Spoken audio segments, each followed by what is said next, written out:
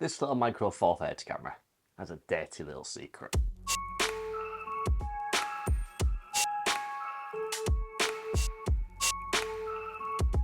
So this Olympus Pen E-P1 has a full spectrum modification to it. So, well, what does that mean? Now, if you go grab any camera that you own off a shelf or out your bag or wherever you keep your cameras and remove the body cap from it, if you look at the sensor under light, you'll notice it has a green or red tinge to it. It'll kind of flick between the two depending on how you're holding it to light.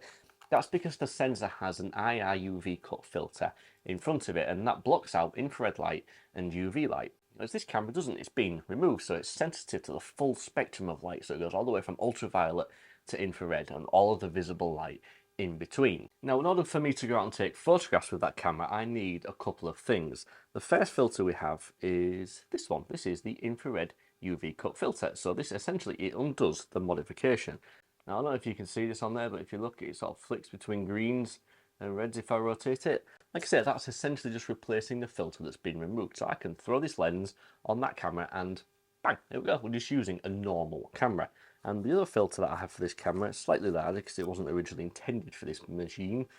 This is a Zomi 720 nanometer infrared filter, and that blocks out all the visible light and all the UV light, and it only lets through light of the wavelength 720 nanometers, so you can do that traditional infrared photography. Now, earlier on today, I took this camera to Mapleton Beach and had a little bit of a play around with it. I just wanted to get to grips with this thing. I've only had it a couple of weeks and I've not really had a chance to go out and use it yet. I found it on eBay for £66 and I thought, oh, that's a bit of a bargain for one of those. I had a dabble with infrared photography roughly a year and a half ago. It didn't go well. I think that was mostly down to the fact that I couldn't wrap my brain around Fuji cameras, but I'm used to Olympus cameras, and this one really seemed to work quite well. Now, the first photograph I took with this camera today was of a toilet block, of all things, but the sun was behind some clouds behind it, and it all looked very dramatic. Now, this photograph was actually taken without any filters on the front of the lens on this. I wanted to see what it would look like just letting all of that light in there, and it was surprisingly easy to expose and easy to edit. I was expecting full spectrum to have a weird sort of white balance things going on and all kinds of funky stuff, but it didn't, and it surprised me, and the image was really quite easy to manipulate. Now, there are elements of this that suggest UV and infrared light have been in there. The sky didn't look quite as dramatic as it does in the photograph. It was a little bit more muted, so obviously some extra light has got in there somewhere. And the greens and the blues on the toilet block came out really quite funky colours. They're kind of more towards a dark navy blue in real life, but they kind of look more like on the tealy side of things. I was a bit surprised by that, but it could be the white balancing I did. I just grabbed the white balance tool in Lightroom and threw it over the clouds that were supposed to be white, and the end result was really quite a normal looking photograph. The second photograph that I took today, I walked down to the beach and it was blowing 400 miles an hour easterly winds off the North Sea, and it was horrible to stand there in freezing cold, and that's why I'm now recording the video here. But I wanted to throw the infrared UV cut filter on the front of the camera and just see if we could take an image that looked fairly normal, like any other camera would. So I put the camera on a tripod and I took 10 photographs in a row. It was too windy for long exposure photographs, and something I've discovered over the years is if you take the same photograph over and over again, stack them in Photoshop and blah blah blah, you can end up with something that looks like a long exposure photograph, and that's what this photograph turned out to be. Now, there's no awards here for composition, there is certainly no light in the photograph, but as an experiment just playing with this camera, I was pleasantly surprised to see that the photograph did look fairly normal. There was a slight pink tinge to the photograph when it came out of the camera, and I was maybe expecting that anyway. Just we're playing with modified things, and I'll be honest, the filter cost £15 off of Amazon. It's not a well-beating filter, so there was a slight pink cast to it, but again with the white balance tool, it's picking a cloud, and it gave a result that looked fairly normal and natural, which excited me because that was something I wanted a full spectrum conversion for. Like I said earlier on in the video, I did dabble with an infrared converted camera earlier on in the year, and the conversion on that camera was done at the sensor, whereas the sensor on this one, like I say, is full spectrum, so it's up to me to decide what filter I want to throw on the front of there.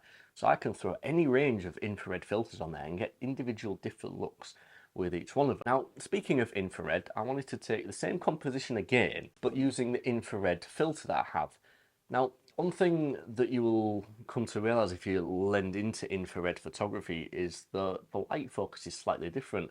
So while the camera didn't move, the focal length didn't move, the focus on the lens didn't move. Unscrewing the IR cut filter from the front of the lens on this camera and putting the infrared filter on, suddenly I had an image that was out of focus, and it took my brain a few seconds to realise what was going on there, and it is that the infrared light does focus a little differently. So once I'd refocused, I was using a manual lens, of course, so there's no autofocus being played today.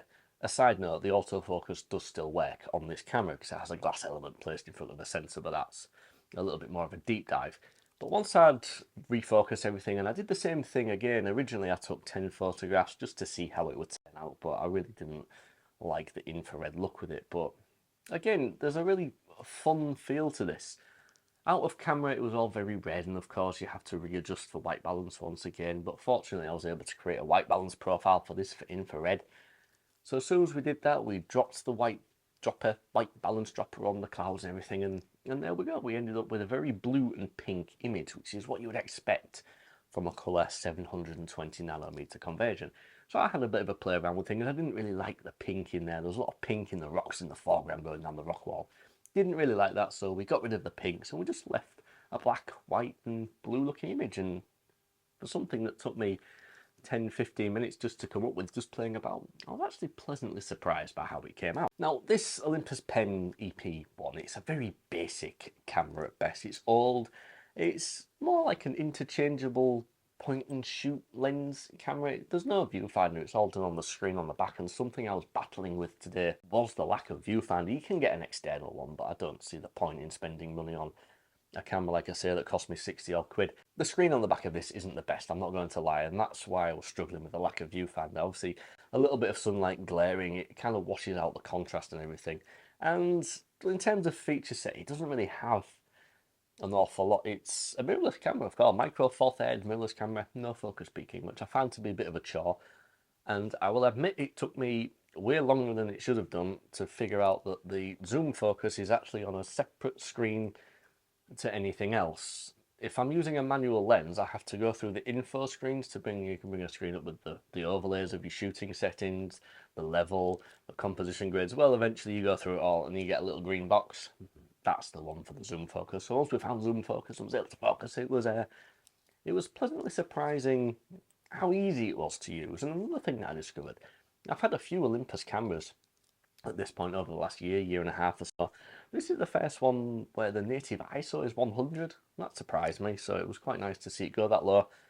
I took all of the photographs in today's video at ISO 200. I figured that if Olympus moved away from 100 and kind of based everything around 200, that 200 was probably the ISO to be at on this camera. So everything in today's video was shot at ISO 200. It was fairly clean. It was a lot cleaner than I was expecting. This thing's from 2012, 2013, so sensor technology has come a long way since this camera was launched. The final photograph that I took today, I wanted to go really deep on the contrast and really make some clouds pop. So again, this was done with the infrared filter. Obviously the sun produces a lot of infrared radiation and there wasn't a lot of greenery around to make that classic infrared look, so I thought we'll just frame the sky and a little bit of the beach with the reflections, with the dark shadows against some more rock wall and some more cliffs. And I really found that the sky really did pop just using the infrared filter. The clouds in the sky and the backlight, it looked really quite dramatic. Now, I will admit that this photograph is maybe a little bit on the contrasty side, but that was more by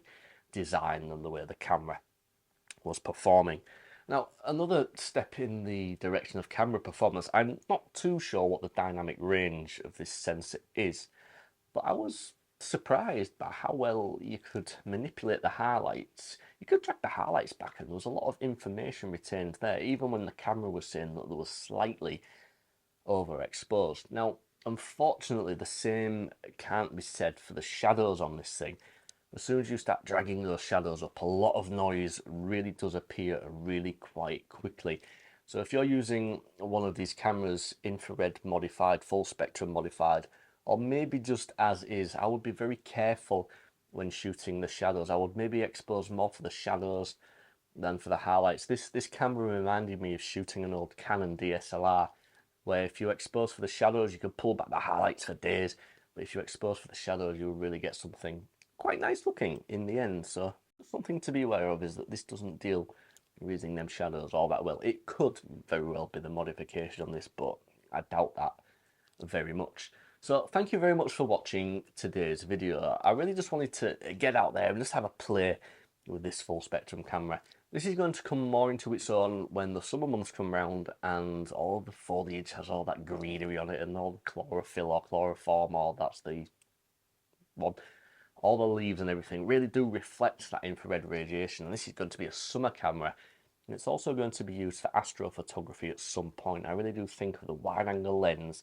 using it naked with the full spectrum along all of the UV and infrared and all of that coming from the night sky, it really may make something that looks quite funky. So thank you for watching. If you did enjoy today's video, please do give it a like and a thumbs up. It really does help the video and it brings new viewers to see my content. And if you liked it more than that, there is a subscribe button below me. You'll see more nonsense from myself every single week. So until the next time, I'm going to love you and leave you and say peace and goodbye.